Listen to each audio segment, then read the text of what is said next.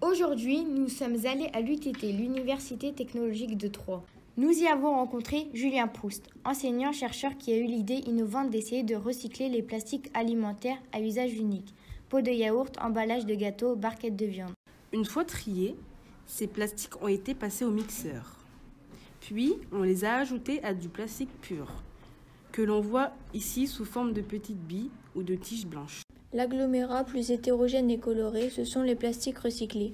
Le but étant d'augmenter la durée de vie de ces plastiques, donc de limiter leur impact sur l'environnement en termes de déchets. Il faut tester la solidité du nouveau polymère. Et donc ? Eh bien, ce nouveau plastique a une plus grande cassabilité. Autrement, il est moins solide. Alors, comment fait-on ? Ce qu'on fait, c'est qu'on fait des mélanges.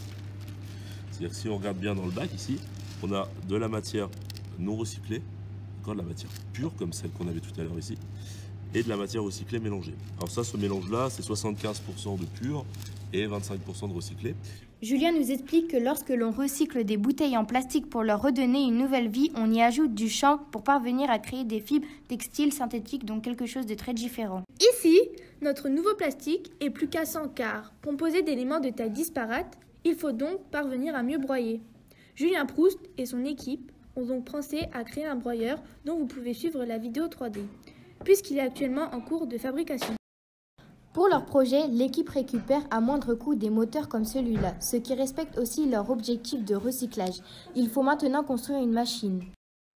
Donc le broyeur, pour fabriquer le broyeur, il est en cours de fabrication.